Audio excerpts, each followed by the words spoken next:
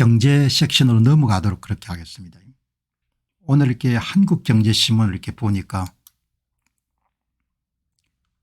한국경제신문에 한국에 내놓으라는 여러분들 이런 각 자산운용사에서 톱이 되는 그런 사람들이 모여가지고 인터뷰한 것이 실렸네요. 그런데 어마어마하게 공격적이네요. 미국의 여러분들 투자 비중을 대폭 올리는데 주식하고 채권 비중을 8대2 대개 통상 6대4 정도로 이런 권하는데 8대2라고 이렇게 이야기한 겁니다. 그래서 이 사람들이 굉장히 상황을 긍정적으로 보는구나. 미국의 시장을. 그래서 여러분들 한번 자료를 쭉 뒤져보니까 오늘 미 증시에 투자를 하시는 분도 계시고 그렇지 않은 분도 계시겠지만 한번 참조해서 들으시기 바랍니다. 항상 우리가 이 업계의 전문가들이 한 이야기를 한번 참조할 만은 하지 않습니까?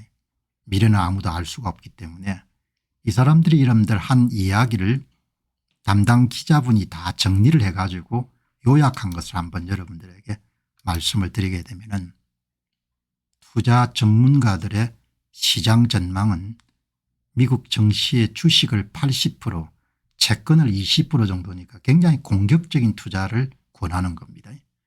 그것은 일각에서 여러분들 회의적인 시각도 있지만 미국 경제가 앞으로도 지속적으로 성장할 가능성에 더 손을 들어주는 거죠. 그리고 이제 조만간에 금리 인하가 단행돼 가지고 유동성이 풍부하게 미 증시로 유입될 가능성이 높다고 이렇게 한국의 자산운용사의 대표적인 전문가들이 그렇게 보는 것 같네요. 그리고 이제 한국 시장하고 미국 시장의 포트폴리오 구성은 압도적으로 미국 시장에 손을 들어주네요. 75대 25. 그리고 한국의 이런 전문가들은 S&P 500 미국의 우량 대형주의 주가 지수가 많이 오를 걸로 보네요. 그러니까 주가 수익률이 현재 21배 앞으로 25배 정도 더 조정이 안 되겠느냐. 그래서 어제 제가 구글의 CEO 이야기를 소개하면서 구글이 현재 한 19배 정도 되니까 미국의 가장 대표적인 기술주 가운데 가장 저렴하게 거래가 되는데 구글이 여러분들 AI 검색이 대세를 차지하더라도 내가 볼 때는 구글은 살아남을 것 같다 이런 이야기를 했지 않습니까? 그러면 현재가 상당히 싼 것 같다 이런 이야기를 했는데 그리고 아주 구체적인 숫자를 지적하네요. 주당 수익률이 전년 대비 9.1% 2026년은 13.4% 그러니까 상황을 훨씬 더 트럼프 여러분들의 2기가 첫 해보다 둘째 해가 훨씬 더 나아질 것이고 그걸 그냥 감으로 이야기하는 것이 아니고 AI 에이전트 같이 활성화되면서 실질적으로 기업에 돈을 벌어주는 그런 시대가 열릴 것이다. 그런 근거에 바탕을 두고 이야기를 하는 거네요. 자, 특히 그럼 이제 어디에 투자해야 되냐. IT 업종하고 소프트웨어 업종에 투자하는 게 좋은데 AI 사이클이 확산되며 생산성 향상 그러니까 기본적으로 AI에 투자되는 많은 투자들이 기업의 이익 창출로 자연스럽게 연결될 걸로 보는 겁니다. 이건 굉장히 중요한 포인트인 거죠. 수익성을 강화하는 데 도움이 될 것이다. 그래서 개별 주식을 투자하는 사람도 있겠지만 보통 한국의 그런 대부분 분들이 미 증시에 투자할 때 많이 선택하는 좀 보수적인 접근 방법 상장지수 펀드 ETF를 추천하는데 당연히 반도체 데이터 센터 대형 IT 바이오 대형 성장률을 추천하는 거죠. 제가 이런 분야 이런 전문가는 아니지만 이 가운데 뭐 돈이 많은 건 아니니까 그냥 선택을 해라 이렇게 하면 저는 데이터 센터는 선택을 안 할 것 같거든요. 잠시 이렇게 뜨겠지만 이게 뭐 10년 20년 장기 투자로 데이터 센터 관련 ETF 투자는 그렇게 현명한 것 같지는 않고 반도체하고 대형 IT주에 아마 돈을 안 넣겠냐 그렇게 생각하는데 그거는 여러분들이 한번 참조해 보시기 바랍니다. 미국 경제가 관세와 관련한 그런 불확실함에도 불구하고 앞으로도 견고한 성장을 계속할 것이고 AI 기술이 전방위로 확산되면서 생산성이 향상이 되고 그리고 그것이 바로 기업의 수익성 향상도 연결될 것이고 그다음에 미금리 인하라는 것이 불가피하기 때문에 미 증시에 유입되는 그런 유동성이 풍부하게 공급될 것이다. 따라서 한국의 대표적인 그런 자산운용사들은 관계자들은 서로 의견이 다르겠지만 전반적으로 8대 2 정도로 미국 시장에서 주식하고 채권을 8대 2 그다음에 전체 여름 세계에서의 포트폴리오를 구성하려면 다르게 보면 미국 시장에 75 한국 시장에 25를 투자하는 거죠. 굉장히 낙관적으로 미국 시장을 보는 겁니다. 여러 번 말씀드렸기 때문에 한 번 더 확인하는 겁니다.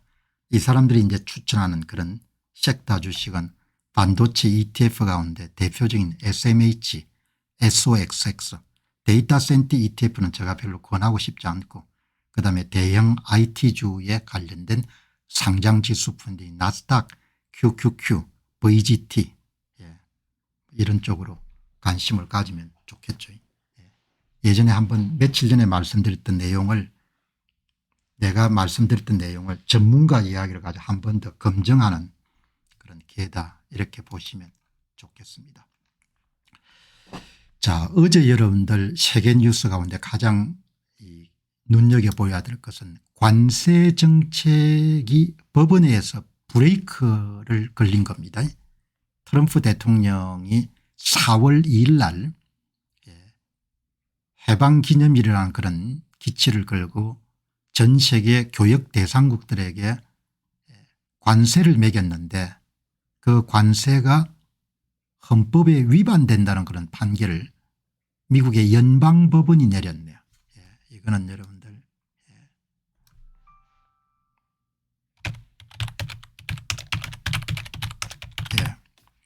이런 소식이 전해졌네요. 그래서 그거 한번 살펴볼 필요가 있는데 오늘 월스트리트 저널에 이런데 상단 좌측 가장 위에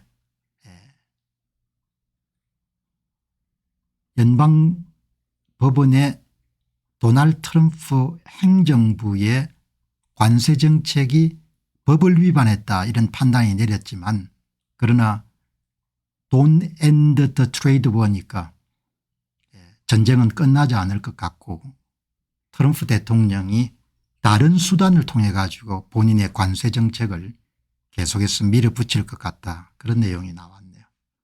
여기 보시게 되면은 핵심 메시지는 세 가지인데 미국의 연방법원이 트럼프 행정부의 4월 2일 관세 정책을 무력화시키는 거죠. 그러니까 이제 상당히 이제 불확실성이 증가되는 겁니다. 그렇지만 뭐 이런 연방법원의 판결 때문에 트럼프 행정부가 본인의 의사를 굽히는 것이 아니고 관세 부과를 합리화할 수 있는 그런 다른 수단을 찾을 것이다. 그런데 이제 연방법원의 그런 판결이 나왔기 때문에 트럼프 행정부가 교역 대상국하고 관세 협정을 맺는데 좀 어려움을 겪게 될 것이다. 이런 내용이 이제 오늘 굉장히 중요한 내용이네요. 그럼 이제 이번에 연방법원이 손을 들어준 거하고 손을 들어주지 않은 것은 손을 들어준 것은 여기 보시게 되면은 품목별 관세는 대부분 손을 들어줬습니다. 품목별 관세는 트럼프 행정부의 품목별 관세 특히 이제 우리나라가 관심이 많은 자동차 부품 25% 관세는 연방법원이 손을 들어준 거죠. 그런데 일반적인 관세는 손을 들어주지 않은 겁니다. 캐나다, 멕시코 등 페타닐 유입 명분의 25% 관세, 중국에 대한 페타닐 관세, 전 세계 교육국 10% 기본 관세 뭐 이런 것은 무효인데 제가 연방법원 판사들이 내린 판결을 뭐 법 전문가가 아니니까 그런데 상식적으로 생각해 보면 그런 생각이 들었거든요. 교역과 관련 정책이라는 것은 행정부의 수장에 관한 권한일 건데 그거를 일개 여러분들 연방법원 판사가 그게 브레이크를 거는 게 옳은 것이냐 이런 생각은 들어요. 생각은 들었는데 어떻든 간에 한번 살펴보니까 헌법을 위반했다고 이렇게 보네요. 연방판사 3명입니다. 5월 28일 날 소속은 국제무역법원에서 내린 것이고 트럼프 관세가 미국 헌법을 위반했다는 거죠. 그 미국 헌법은 외국과의 상거래 규제 및 관세 부과 권한을 의회에 부여했는데 대통령이 행사할 수 없다고 그렇게 보는 겁니다. 그리고 특히 이제 트럼프 행정부가 이번에 관세 부과에서 법적 기반으로 삼았던 국제비상경제권한법 IEEPA에 기초한 전면적인 관세 분과는 헌법 위반으로 판결한 거죠. 예. 뭐 한국 사람으로서는 환영할 수가 있는데 제가 이렇게 볼 때 아니 연방 판사들이 미국의 여러분들 미 합중국의 대통령이 특정 교역 국가하고 구조적으로 무역수지 적자가 계속 발생하는 것이 국가적 재난 상태다 이렇게 판단하는 것을 두고 연방 판사들이 그렇게 판결을 내릴 수 있냐는 생각이 드는 겁니다. 그러나 뭐 본인은 또 본인의 법적인 근거가 있겠죠. 대통령은 국가적 재난으로 보는 겁니다. 1년에 1조 달러 정도의 무역수지 적자가 계속 발생해서는 안 된다고 보는 겁니다. 그런데 이제 판사들은 그냥 대통령의 판단 권한을 빼앗아버린 거죠. 대통령 판단이 옳지 않다고 본 겁니다. 그런데 연방 판사가 어떻게 그렇게 판단을 내릴 수 있을까 이런 생각이 드는 겁니다. 그러나 뭐 한국 신문들은 전부 다 박수치는 분위기니까 제가 거론하는 것은 연방 판사들이 국가적 재난 상태를 판단할 수 있는 그런 권한이나 능력이 있냐 이야기죠. 마치 윤 대통령이 계엄을 선포할 때의 여러분 상황하고 똑같은 겁니다. 다음에 여러분들 국제비상경제권한법 남용 관세는 마약 밀매와 같은 문제 해결과 직접적 연관성이 부족하다. 이것도 문제가 되는 거죠. 페타닐로 사람이 죽어가는데 미국의 남부 국경에서 멕시코와 여러분들 원료를 제공하는 중국이 협조를 해 줘야 되고 북쪽에 여러분 캐나다하고 중국이 협조를 해 줘야 된다. 이걸 국가적 재난으로 대통령은 받아들인 것이고 그러니까 경영자가 투자 결정을 하거나 이렇게 경영권을 행사할 때 내리는 경영 판단의 원칙 경영 판단의 원칙을 법원 판사들이 이렇게 문제가 있다고 이런 판결이 된 겁니다. 대통령의 국정 판단의 원칙이 문제가 있다고 이렇게 여러분들 판결을 해버린 겁니다. 그럼 삼성전자의 이건희 회장이 살아있을 때 삼성이 이름된 미래의 먹거리를 위해서 자동차 산업에 진출해야 되겠다. 그럼 그게 경영 판단의 원칙이지 않습니까? 그거를 이번에 주주 충실 의무 모든 주주들의 권한을 다 검토해서 이사들이 판단을 내려야 된다. 그러면 여러분들 그 투자가 실패하게 되면은 주주 몇 명이 여러분들 소송을 걸 수가 있는 거죠. 그래서 이번에 주주 충실 의무에 여러분들 주주들을 포함하는 부분에 대해서 굉장히 결사적으로 기업들이 반대하는 거지 않습니까? 경영 판단의 원칙이죠. 제가 여러분들 주식에 예를 들면 투자를 하게 될 때 최종적으로 본인이 판단하지 않습니까? 미국 증시가 앞으로 어떻게 발전돼 갈 것 같다. 그 판단을 누가 여러분들 판사들이 어떻게 아냐 이야기입니다. 이건희 회장이 여러분 살아생전에 자동차 산업에 진출한 그 판단을 제3의 이런 판사들이 어떻게 판단하느냐 이야기. 판단하기 어려운 거죠. 경영 판단의 원칙. 대통령이 계엄을 선포하는데 그 계엄 선포에 여러분들 합당한 이유나 이런 부분을 판사들이 어떻게 판단하느냐 이야기. 똑같은 상황인 거예요. 똑같은 상황인 겁니다. 그러나 그런 것을 언급하는 여러분 언론들은 거의 없는 겁니다. 아이고 잘 됐다 뭐 이렇게 이야기하는 겁니다. 여기 보시게 되면은 트럼프 행정부가 이제 다른 법률을 활용해서 관세 부과 가능성이 높다고 이렇게 이야기하는데 어떻든 이번에 미국의 불법 체류자를 추방하는 문제라든지 관세 문제를 보더라도 이 판사들하고 행정부의 권한을 어떻게 볼 것인가라는 부분들은 굉장히 제가 볼 때는 참 미국도 고민이 많구나 이런 생각이 드는 겁니다. 법원의 역할은 대통령 권한 남용 견제, 그러나 막대한 무역수의 적자 구조적인 문제로 국가적 비상사태란 대통령의 판단을 판사가 대신할 수 있는가라는 점에 논란이 있다. 이런 이야기를 언급한 사람은 거의 없습니다. 미국의 주류 언론들도. 그러나 제가 경영자가 경영 판단의 원칙이나 대통령이 국가 경영의 판단의 원칙을 판사가 어떻게 판단할 수 있느냐, 헌법재판소의 재판관들이 어떻게 판단할 수 있느냐 이야기죠. 이게 여러분들 참 문제가 많은 겁니다. 그러니까 참 골치가 아픈 거죠. 할 수 있는 게 뭐 계속 브레이크를 거는 겁니다.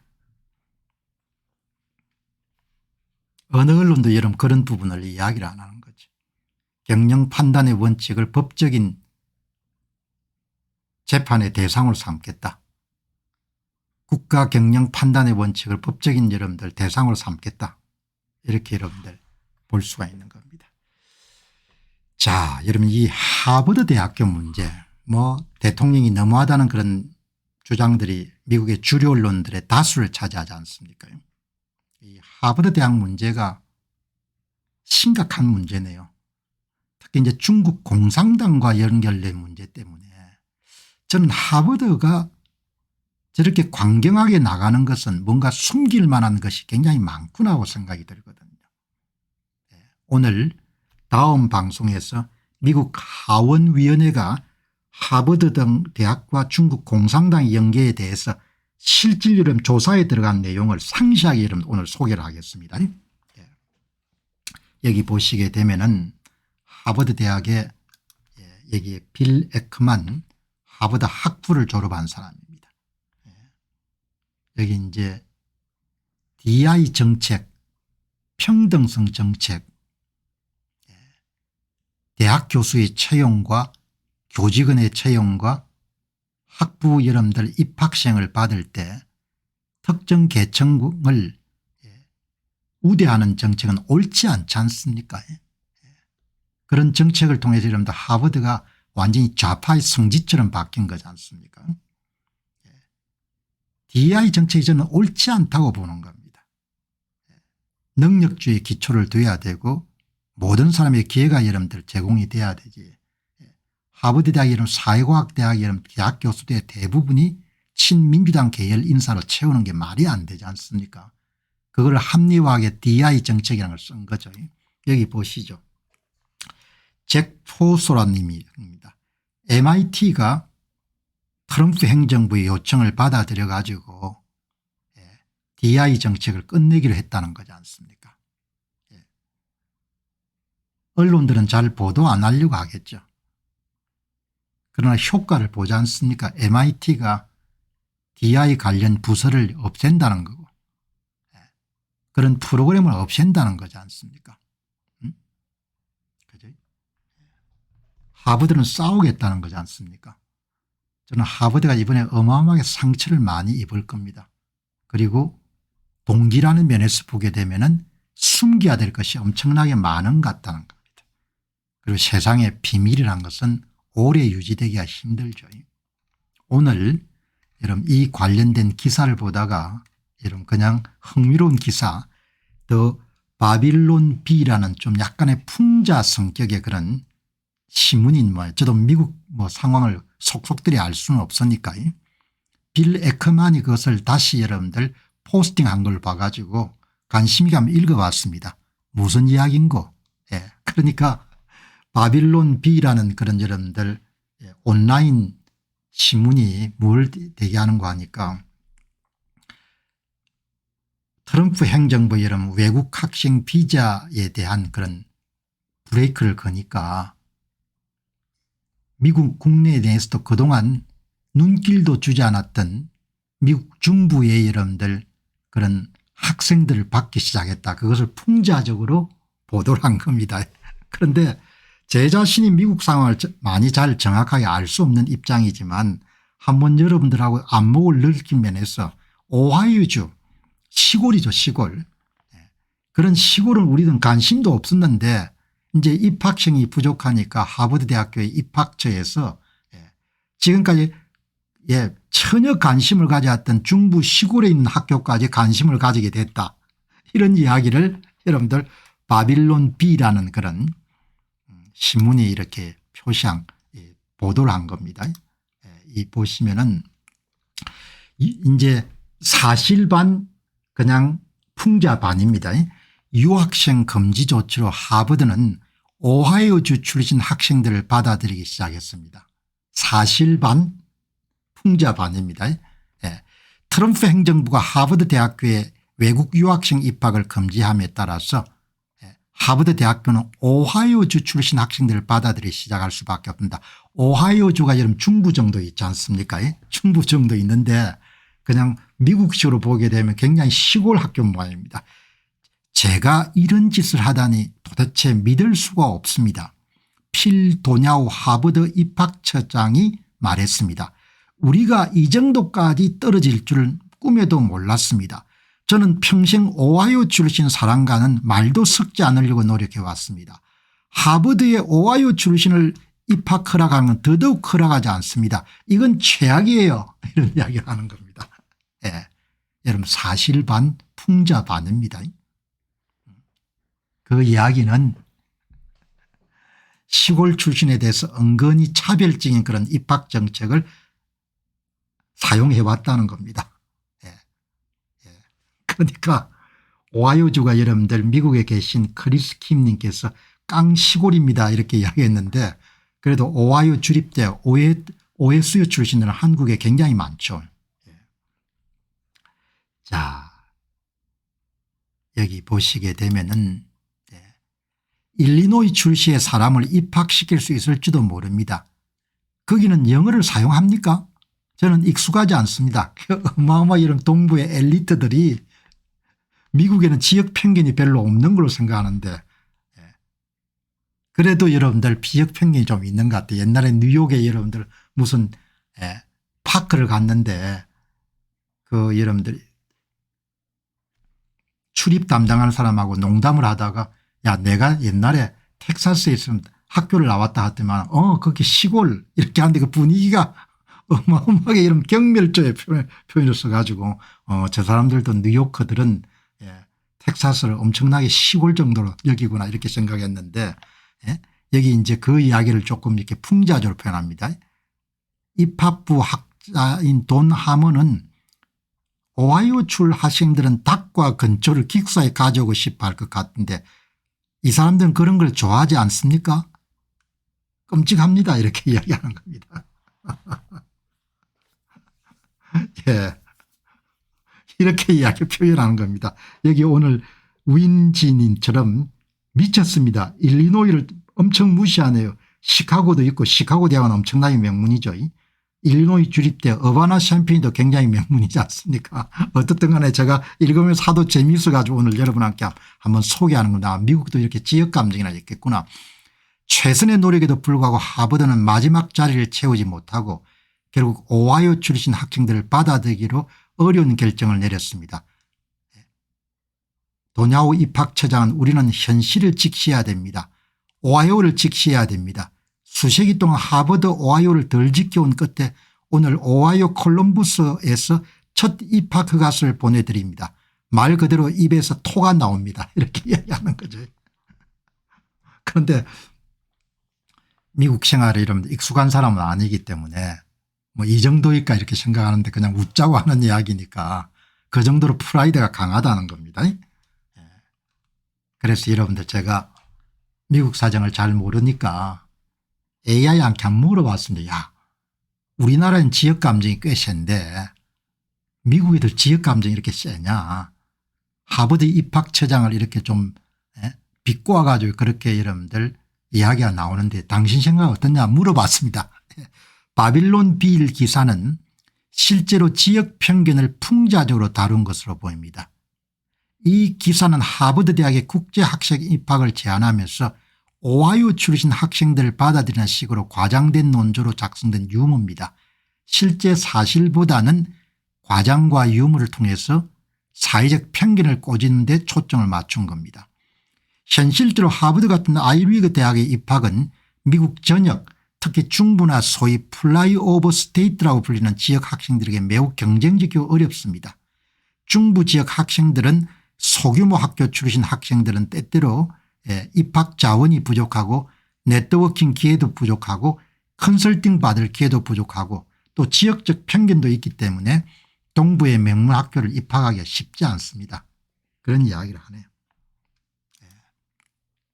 중부 학교 학생들의 하버드 입학은 하늘의 별따기입니다. 제가 물어봤거든요. 중부 학생들의 하버드 들어가기가 하늘 별따기냐 물어보니까 하늘 별따기라고 이야기하는 겁니다. 중부의 공립학교나 소규모 학교는 동부 서부 해안의 명문 사립학교에 비해서 이제 고급 과목 AP 과정이나 상위권 과외활동 입시 컨설팅 접근성이 낮기 때문에 그렇게 경쟁력이 치열한 그런 부분에 입학하기가 힘들다. 오하이오 이렇게 하니까 J.D. 벤슨 부통령이 오하이오 나왔죠. 오하이오 주립대학 나왔습니다. J.D. 벤슨 대통령이. 이렇게 여러분들 이야기하니까 한번 참조하시기 바랍니다. 미국 사시는 분들의 의견 좀 더 남겨주시면 좋을 것 같습니다. 사는 분들이 느끼는 그런 더 진한 이야기 있지 않습니까?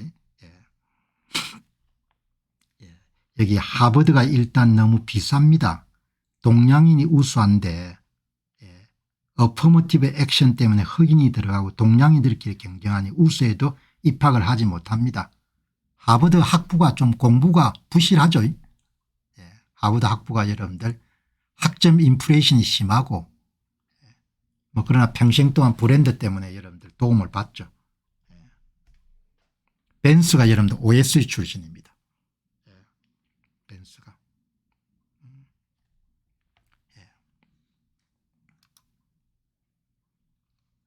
자, 이제 하버드가 참 어렵겠네요. 여러분 미국 사람들이 일을 천천히 하지 않습니까? 근데 확실히 하죠. 여러분 미국 사람들이 일을 천천히 합니다. 저래가 일이 되겠냐 이렇게 하는데 일을 확실히 하죠. 이번에 하버드 된통 당할 겁니다.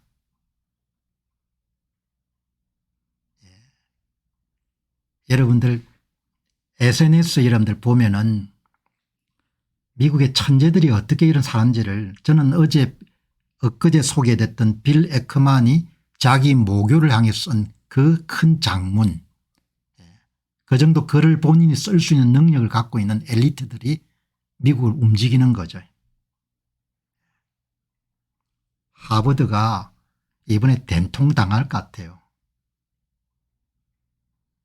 그냥 이번에 하버드를 트럼프 행정부가 여러분 접근하는 것이 손을 보는 겁니다. 그냥 엔티세미티즘 반유대주의나 이런 정도 수준이 아니고 중국을 돈을 어마어마하게 받은 것 같아요. 이거를 용서를 못할 것 같아요. 그런 정보들이 많이 흘러나왔거든요. 항상 여러분들 방송 준비하기 전에 SNS에 들어가서 몇 사람을 체크합니다. 왜냐하면 이 미국을 움직이는 중요한 인물들에게 정보가 모아지기 때문에 그냥 신문입니다. 신문. 이 사람들이 신문인 거죠. 주류 언론들이 감추고 싶은 것. 빌 에크만 이런 글을 보니까 이게 나온 겁니다.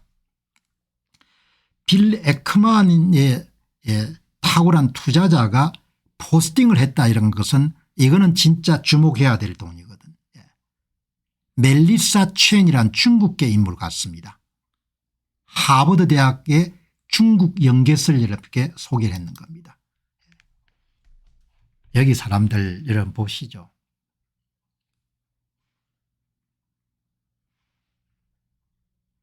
명예훼손 같은 데 걸릴 수 있기 때문에 확실한 여러분들 증거물이 없으면 엉뚱한 주장 안 펼치지 않습니까? 아니면 말고 그렇게 안 하죠. 명예훼손 권리가 여러분들 돈 지불하게 되면 천문학적인 돈이 나가지 않습니까? 멜리사 첸이 여러분들 하원위원회가 하버드 대학의 이름 중국 연계설을 수사하기 시작한 겁니다. 6월 3일까지 관련 질의에 대해서 관련 내용을 답변하라 이렇게 본 겁니다. 여러분들 이 미국 사람들 작업하는 거 보시기 바랍니다. 예. 문장도 멋있죠. 5월 19일 날 보냈습니다. Congress of the United States House of Representatives 하원 의장 이름으로 워싱턴 DC 20515 이게 의회 모양 주소 모양이죠. 알렌 가브 하버드 대학 총장에게 보는 겁니다. Dear President 가브 핵심 내용이 뭔가 하니까 당신들 중국하고 부적절한 행위를 했다는 겁니다. 하원위원회가 이런 조사에 들어가게 되면 어마어마하게 상세하게 이런 다룹니다.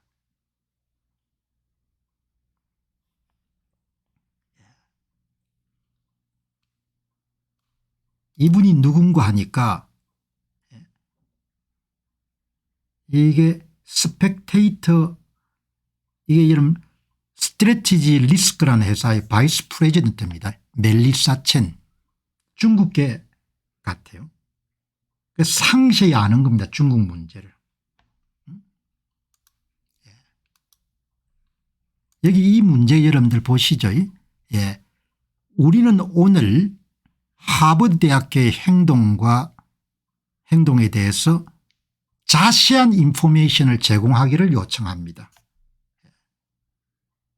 어떤 문제인가 하니까 미국의 국가 안보와 안보의 위험을 만들어내고 중국 공산당의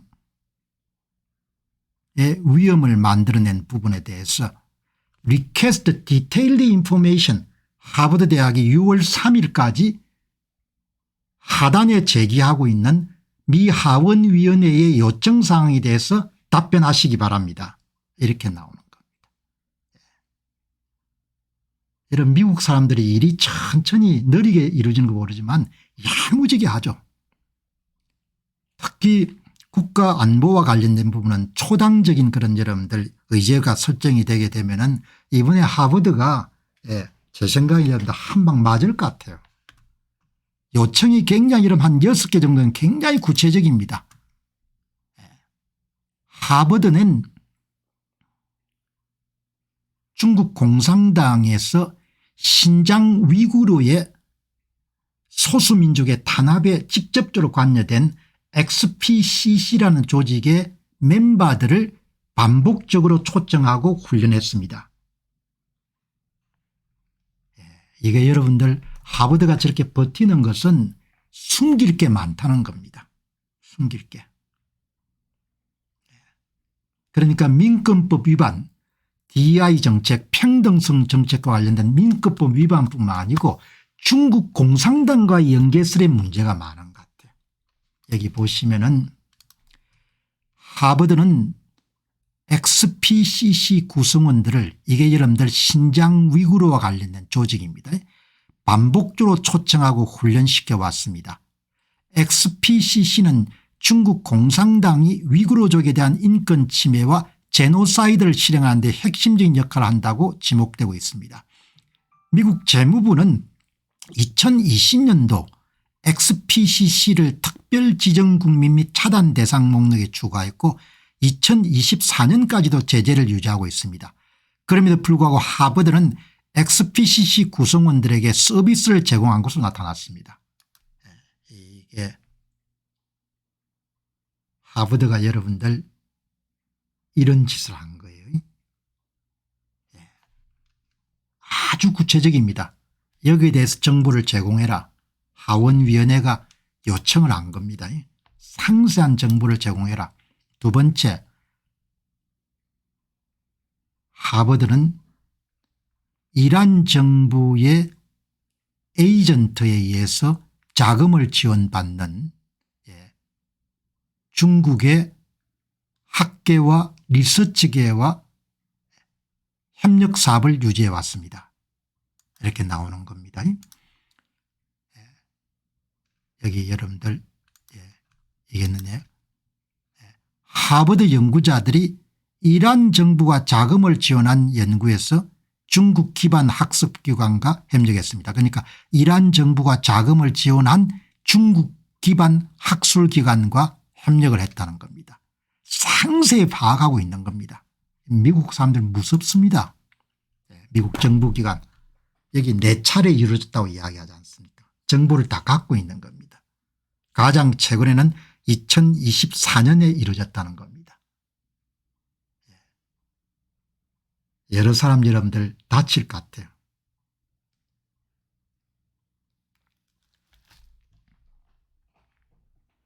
엄격함이 있는 나라지 않습니까?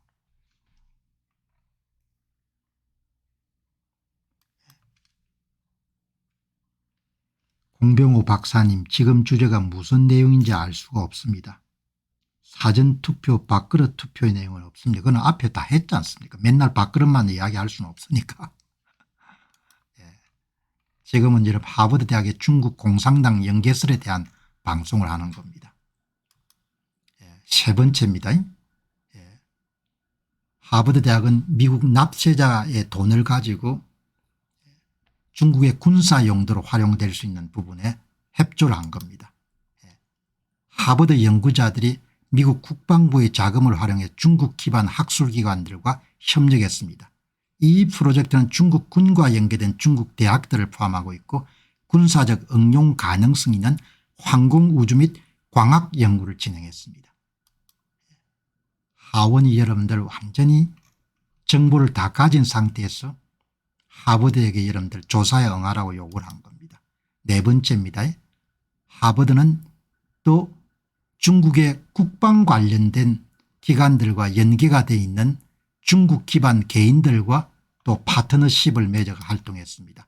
한 프로젝트는 군사적 응용 가능성 있는 로봇공학 연구와 관련이 있고 중국의 국방 7개 대학 중 한 곳의 연구자와 파트너십을 맺고 진행됩니다. 이게 하버드가 다칠 것 같아요. 다섯 번째, 여러분들 소수민족을 탄압하는 그런 기관들하고 중국은 종교 및 소수민족 집단에 대한 광범위한 인권 침해, 특히 강제 장기 적출과 같은 행위를 저지르고 있다고 언급합니다. 하버드는 중국 기반 연구자들과 장기 이식 관련 연구 협력을 할 때 안전장치에 대한 추가 정보를 제공해야 한다는 요구가 나왔습니다. 여섯 번째입니다. 이 내용은 하버드의 연구활동이 미국의 납세자 자금과 국가안보에 미치는 영향에 대한 우려를 제기하고 하버드가 이에 대해서 해명해야 된다는 요구를 담고 있습니다. 구체적으로 하버드의 연구가 중국 공산당의 지속적인 집단학살이나 중국의 군사 역량 강화를 지원하지 않도록 충분한 조치를 취했는에 대한 의문을 제기하고 있습니다. 이러한 문제는 미국 납세자 자금으로 지원되는 연구와 미국 국가안보에 심각한 우려를 불러일으키며 하버드가 이에 대해 미국 국민에게 설명해야 될 것입니다. 여러분 지금 말씀드린 내용은 여기에 멜리사 체인이라는 분이 특정 여러분들 경로를 통해 가지고 하버드 대학에 대한 조사가 미 하원위원회에서 중국 공산당과 관련해서 수사가 시작됐다는 내용을 이야기하고 6월 3일까지 모든 정보를 제출하라고 이렇게 요구하는 겁니다. 그냥 넘어갈 수 있는 사안이 아닌 것 같아요.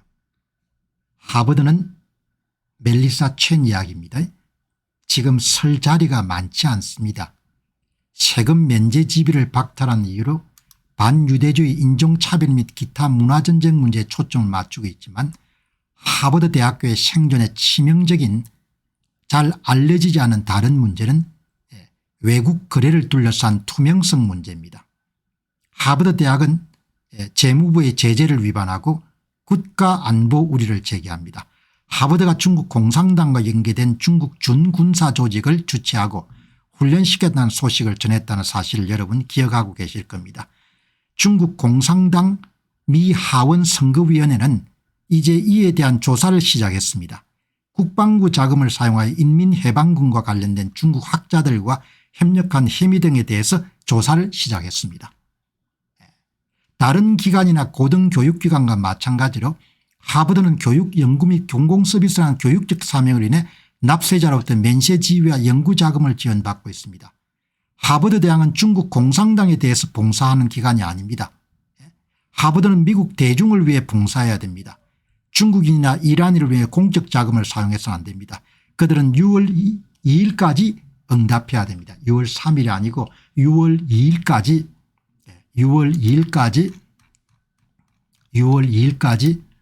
미 의회 하원위원회에서 여러분들 관련 자료를 요청한 겁니다. 미국은 이렇게 엄격함이 있는 거죠. 이제 앞으로 한국의 좌파 정권이 등장하게 되면 안본 이런 것이 얼마나 엉망진창이 되겠습니까? 선거를 등한히 한 결과로 나라가 얼마나 앞으로 어지러지겠습니까?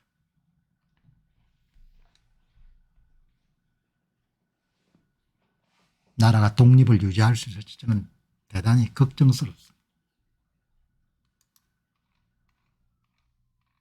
그냥 노골적으로 북한하고 여러분들 손을 맞추겠죠. 이게 여러분 오늘 핵심 포인트입니다. 미국 사회가 참 여러분들 건강한 겁니다. 그래도 심각한 위법 사항을 위구르 탄압 조직을 지원한 부분들을 이렇게 고발하는 겁니다. 멜리사 체인이라는 사람이. 그리고 이 양반의 글을 더 많은 사람이 볼 수 있도록 빌 에크만이 여러분들 포스팅을 해 주는 겁니다. 그래서 제가 알게 되는 겁니다. 그래서 여러분들 기본적으로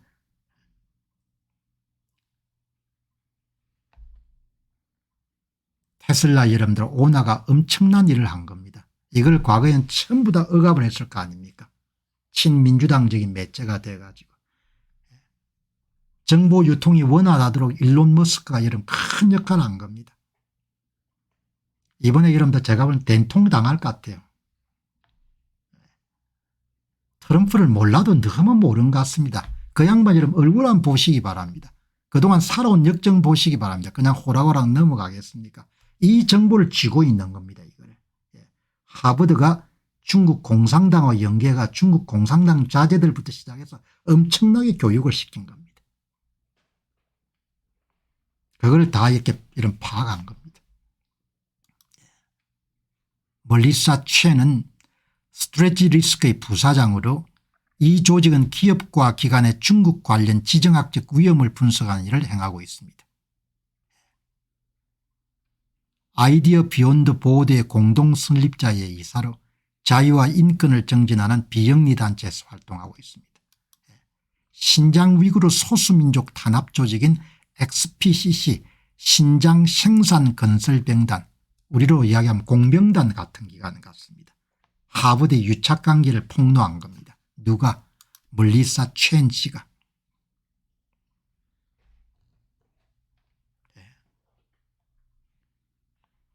이 조직을 여러분들 하버드가 교육시킨 겁니다. 무사하겠습니까? 예. 여기 보시면은 이게 XPCC란 조직이 신장 위구르의 소수민족을 탄압하는 데 직접 관여한 그런 조직인 겁니다. 신장 생산건설병단, 중국 공산당의 산하단체입니다. 신장 위구르족 및 기타 소수민족에 대한 대규모 수용소 건설, 강제노동, 감시 등 중국 공산당의 인권유린 정책에 깊이 연루가 되어 있습니다. 또한 신장 위구르의 인종청소, 제노사이드와에 관한 범죄로 간주되고 있습니다. 2020년 미국 정부는 XPC와 고위 관리들을 인권 침해 혐의로 제재 대상에 추가시켰습니다. 이런 조직을 하버드가 여러분들 교육을 하고 무슨 회담을 주충하고 이렇게 한 겁니다. 그러니까 신장 위구르 소수민족 탄압 조직과 하버드의 유착관계를 이렇게 폭로를 해버린 겁니다. 여러분께서 하원위원회가 하버드 대학에 요구하고 있는 중국 공산당과 유착관계에 대한 것이 무엇인지를 이 문건을 읽어보시기 바랍니다. 이렇게 이름 공개한 겁니다.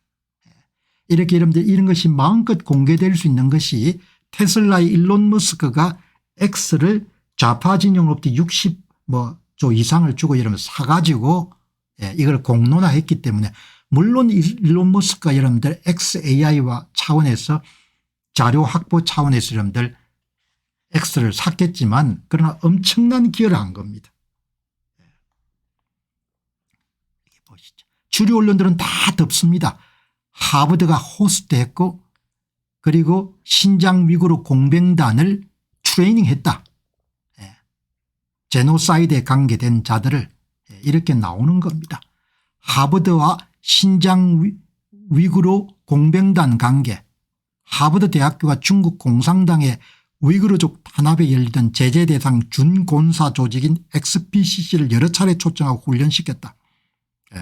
XPCC는 위구르족과 기타 소수민족을 대상으로 한 대규모 수용소 운영과 강제노동 등 제노사이드 깊이 연루가 되어 있다.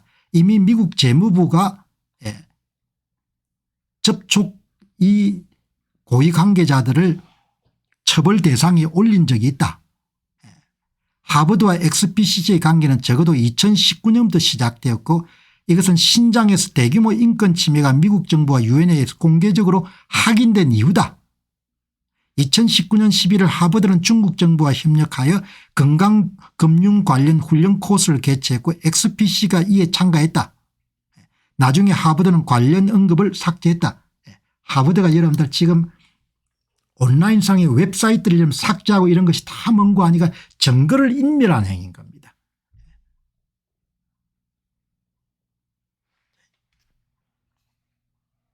이렇게 여러분들 대구고 여기 또 나오지 않습니까? 이렇게 막 꼼짝없이 여러분들 정보가 다 이렇게 다 확보가 되어 있는 겁니다. 무슨 내용인가 하니까 하버드는 미국의 제재에도 불구하고 2020년 이후에도 XPC의 훈련 및 서비스를 제공했고 2023년 10월 제5차 플래그십 훈련 행사와 2024년까지 행사가 이어졌다. XPC는 2020년도 미국 제재 대상으로 미국 기관이 XPCC와 거래하는 것이 금지되어 있다. 그러나 하버드를 이를 무시하고 관계를 유지했다. 어마어마하게 제가 볼 땐 제대로 손을 보게 되면 하버드가 여러분들 여러 명이 여러분들 감방에 가야 될 일인 겁니다. 하버드는 2023년 행사 보도자료에서 XPCC의 참여를 생략하거나 참가자 이름표를 흐리게 처리해 신원을 숨기려 했고 중국 정부 보도자료에서는 XPC 참여가 강조됐다. XPC는 위구르족 및 소수민족 탄압에 깊이 연루되어 있고 하버드 훈련이 이러한 탄압에 활용될 가능성이 제기되고 있다. 예를 들어서 XPC는 2021년 1000명 이상의 위구르인을 대상으로 한 건강 관련 연구를 수행했으나 윤리 문제로 중단되었다. 하버드는 훈련이 정책을 이해하고 효과적으로 전달하는 목적이 있다고 주장했지만 XPC가 이를 위구르 탄압과 CCP의 신장 범죄 은폐에 활용했다고 비판받았다. 이런 짓들을 해가지고 뭐 동문들이 많고 하니까 문제가 없을 거다 이렇게 한 겁니다. 미국 사람들이 일처리 이러면 겁나게 하죠. 느리고 뭘 일 안 하는 것처럼 보이지만 확실하게 이러면 처리하지 않습니까? 이번에 제가 볼 때는 여러 명 다칠 것 같아요. 이번에 너무 잘 못했습니다.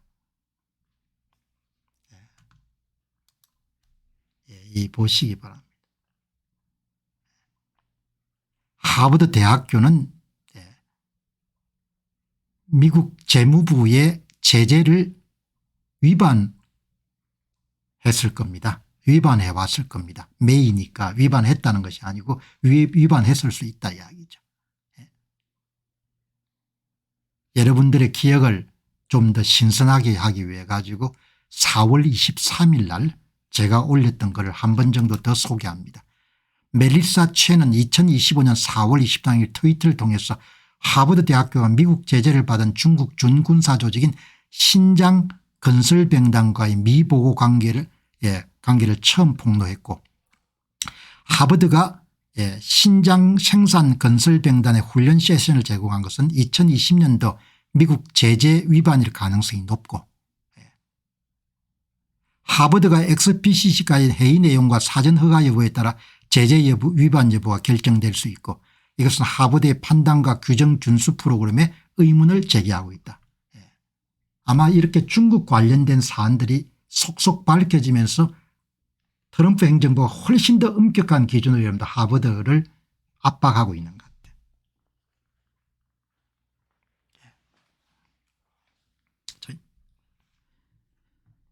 어떻든 간에 하버드가 신장 소수민족 탄압과 관련된 준군사 조직인 XPC와의 훈련 협정으로 미국 제재 위반했을 가능성이 제기되고 이것은 인권 문제와 기부 영향과 연관된 논란으로 이어지고 있다.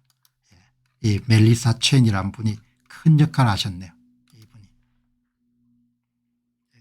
뭐 제가 속속들이 미국 상황을 알 수가 없으니까 이 멜리사 첸을 앞에서 말씀드린 바와 같이 빌 에크만이 포스팅을 했기 때문에 이게 저렇게 하버드가 여러분들 끝까지 버티는 것은 뭔가 다른 것이 있을 것 같다 이렇게 생각이 들었고 그다음 외신에서 중국 관련된 이야기들 속속 나왔기 때문에 그런데 마침 오늘 빌 에크만이 이렇게 포스팅을 한 겁니다. 멜리사 첸 문제를. 그래서 뭐 그렇게 인기 없는 뉴스지만 미국이나 한국이나 참 악은 악입니다. 한국 악이 참 큰일 났네요. 한국 악이.